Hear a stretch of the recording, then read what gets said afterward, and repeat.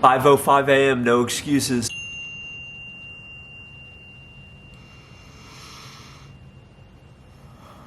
We have arrived to the office. By the time you watch this video, the channel will have hit 4,000 subscribers, which is awesome. Thank you so much for the support. Make sure to like, subscribe to this video now before we get into it. As I walk into the office, what's on my mind is the views are nice, the likes are fun, the engagement is really exciting. I don't do these videos just to try and virtue signal, impress other people, or do it for the money. I do it to try and eradicate anyone's excuses as to why hard work will not get you to where you want to go. I want to show you guys behind the scenes. I wake up at 5 a.m., I work out, I meditate, take the shower, I get into the office early, I stay late, and I show up, and that's really the recipe for success. And the reason why I go so hard is, one, because I have big goals. I write them down each morning. That's what I'm going to do now, and I'm out of breath. As I was driving into the office, here's what I saw. I live in a neighborhood, per se, with families. There's a school bus that goes through my place of residence, and I see all these parents, and it's like an internal ticking clock for me, knowing that I'm running out of time. Eventually, you're gonna have obligations, you're gonna have responsibilities. If you're lucky enough right now to be a single male and you have the entire world in front of you, make the most of it, because time is running out.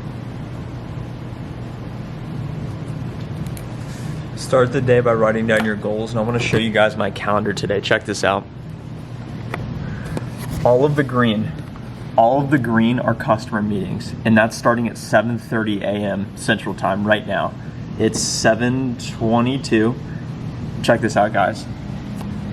Meetings all day. You want to stay so busy that you don't even know what time it is? Okay, it is finally time. It's currently 7 p.m. in the evening. We're still in the office, my favorite place to be. You guys have been here for the entire ride. We started at 5 a.m. We got the run in, we got the meditation in, we got into the office fired up. We've been grinding today, and I'm now going to talk to you about the 8 most common challenges SDRs, sales development representative, face and how to overcome them. The first point is that when a challenge or a problem presents itself, it can be really stressful. I get a customer request and they say, Trent, my license isn't working, I'm freaking out, this is life or death. And initially I have that instinct of, wow, this is really important, I need to drop everything, I'm feeling super anxious. But now I realize that, hey, each challenge or problem is an opportunity. It's an opportunity to get better. It's an opportunity to help someone else. So anytime you're facing a challenge, whether it's direct or indirect, recognize that it's an area for opportunity. I'm now gonna read down this article. It's actually super good that I just read through of the 8 most common challenges, and then I'm gonna share my perspective on how to overcome them. If you're in software sales, make sure to like this comment below and subscribe to the channel for more sales videos. The pipe, all of a sudden, I'm not sure if you guys can hear this, it actually just became super annoying. So I'd say that's the first challenge here, and hopefully it doesn't disrupt the audio too much. I know the audio quality in these videos are average to begin with, so we're gonna get better. Trust me, we're gonna improve these videos every time. So the 8 most common challenges, challenge number 1 is high performance expectations. I think that this is really built around, you start at a company, you're with a lot of other smart, like-minded people. They put you in a competitive setting, they put you all on a dashboard, and they say, okay, everyone needs, it finally stopped, let's go. We need to make 50 calls a day, you gotta generate 20 meetings per week, whatever it may be, and they have these high performance expectations, and it can stress you out, and you just say, oh, this is a problem of the job, they expect too much out of me. I get messages from you guys on LinkedIn all the time, and it's, Trent, how do I be more consistent? Hey, how do I find success sooner rather than later? And the answer to this is to expect more of yourself. You need to set extremely high standards. If the company's expectation of you is to generate 5 meetings a week, your expectation should be to generate 10 meetings a week. If the expectation is for you to make 50 calls a day, you should be making 80 calls a day. So high performance expectations should never be a challenge, because if you're committed to reaching and maximizing your potential, then it's not a problem, because you're not competing against what the company thinks is a benchmark. You're competing against your own potential, which is essentially infinite if you believe in yourself. Challenge number 2 is lack of coaching. I think that this is completely wrong. First off, there's a lot of people who pay to be in these sales academies to get jobs, which I understand. And working in software sales, if you get to a good company, fortunately enough, they will pay you to learn firsthand on the job, get experience, and train you and enable you. So if you get at a leading software company, they will undoubtedly have training and enablement. And the funny dichotomy about this is that reps all the time complain about, I don't have the coaching I need to be successful. Enablement then gets them the coaching, and then the reps complain about, well, I don't have enough time in my day to do the job with the coaching. So ultimately, no one's going to care about your success as much as you do. So if you feel like you're not getting the support you need, go find the help. And that's a really important skill, being able to ask for help. Number 3 is lack of feedback loop. And I think that this is important.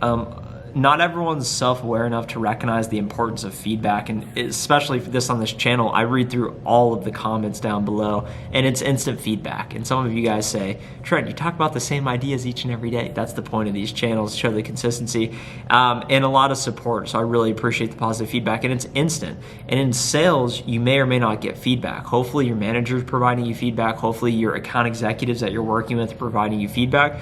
But ultimately, go seek out the feedback. Go listen to other people's calls and say, hey, can you listen to my call? Can you give me feedback? You got to go seek out the feedback. You can't just wait for it to come to you all the time. Number 4, no marketing sales alignment. This is very true. Marketing has the best intentions, a lot of very skilled people in marketing. And I almost think it's a joke of whatever marketing tells me to do, I oftentimes do the opposite. I think that there's just a bit of disconnect in incentives. I know marketing a lot of the time is tied to pipeline generation, which is always good. But even though they have the best intentions, sometimes their direction can lead to a lot of wasted time, or sometimes it can result in a lot of fruitful activity on both ends. So marketing sales alignment, that's a classic. That one's never going away. I don't have a solution for that at this point in time. Number 5, burnout. Burnout. This is one of my favorite, I don't know why I just said that twice, but this is one of my favorite topics. I'm a human. I, of course, get burnt out. I sometimes look at my screen and say, what am I doing? Why am I still here? What's going on? I mean, it's 7:05 p.m. And I think burnout is experienced when you set low standards or set small goals. Small think is not allowed on this channel. We're only committed to big think, and it plays into number 1 of expectation. I think burnout happens when you misprioritize other activities. So let's say you're feeling burnt out right now. What exactly does that mean? Are you feeling stressed out? Are you feeling like you don't have control? Are you feeling like you don't understand what's happening? You're confused. If you're burnt out, so what is your natural instinct? I need a break. Okay, so what are you gonna replace with that time? Are you gonna go watch Netflix? Are you gonna go work out? Are you gonna do a positive or a negative productivity activity? So if you're feeling burnt out, that's okay. You should take a break, but what are you gonna go take a break with? Hopefully you have a hobby. Maybe you make YouTube videos like me. That's what I do to avoid burnout, although it creates some burnout in a way of myself. But ultimately, to avoid burnout, you gotta set big targets. If you keep big targets that keep you engaged, that will keep you motivated through the ups and downs, and that's at least how I try and avoid burnout. But of course, everyone deserves a break, and if you've been working hard and you deserve it, you should take a break. But if you don't deserve it, if you haven't hit your number, you do not deserve time off. I'm gonna be the first one to tell you, and that's the reality. Number 6, dealing with rejection. This is tough. When I first started as an SDR, even still as an AE, the rejection never goes away. Sales is incredibly humbling. You can be on top of the mountain one day, and then you could be at the abyss, falling off a cliff the next day, just body bagged by prospects, real-time feedback. You can get told on a no on a big deal, which is disheartening. And that's just a part of the job. And people reach out all the time and say, how do I deal with rejection? It hurts my feelings. It makes me feel bad. Okay, we're about 7 minutes into the video. We're rolling now.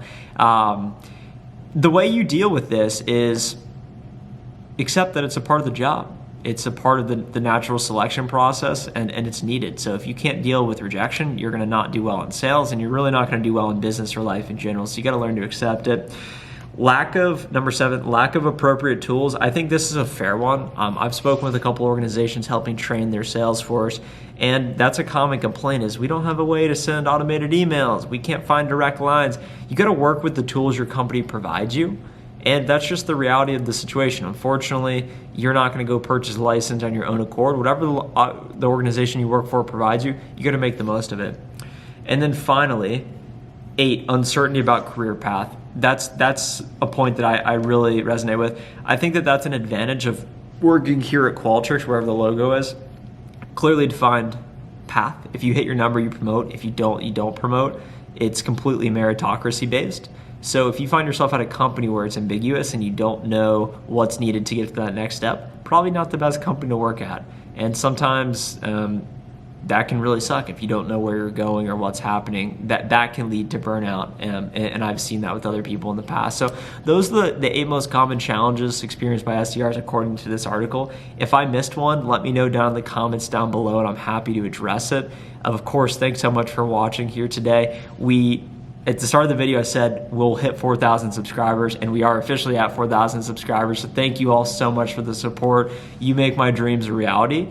And I just appreciate you giving me the opportunity to come at you live each and every day and pontificate with what's on my mind. So have a great rest of the day, and we'll talk to you in the next video.